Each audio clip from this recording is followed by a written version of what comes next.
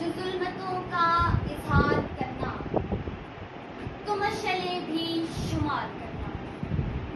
जो जुल्मतों का इजहार करना, तो मशअले भी शुमार करना।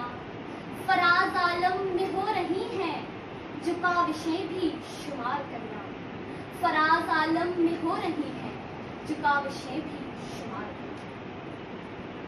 14 अगस्त 1947 बरसगीर के मुसलमान प्यारे बाबा कायद-ए-आज़म मोहम्मद अली जिन्नाह की वलवलांगेज क़यादत में एक नए सफ़र का आगाज़ करते हैं। एक ऐसा सफ़र जिसकी मंजिल थी प्यारा वतन पाकिस्तान।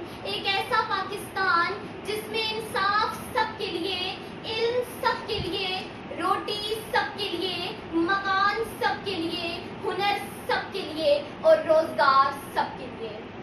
एक ऐसा पाकिस्तान जिसके बेटे उसकी हुर्मत के रखवाले, जिसके दहकान पसीनों के ढाले, जिसके फौजी जवान धरती के पासबान और जिसके सियासतदान खादमे अवाम।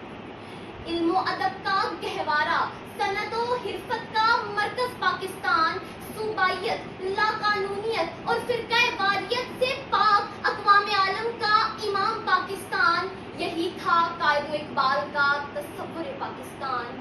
यही था कायदो इकबाल का तसव्वुर पाकिस्तान।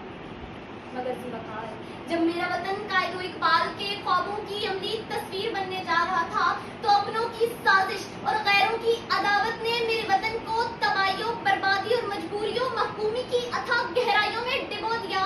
मेरे वतन को दौलत कर दिया गया, आइन को पामाल कर दिया गया, सनत और हिरफत को तबाहियों, बर्बादी के दहाने पर ला खड़ा कर दिया गया। हर तरफ नाउमीदी के बादल, हर तरफ मायूसियों के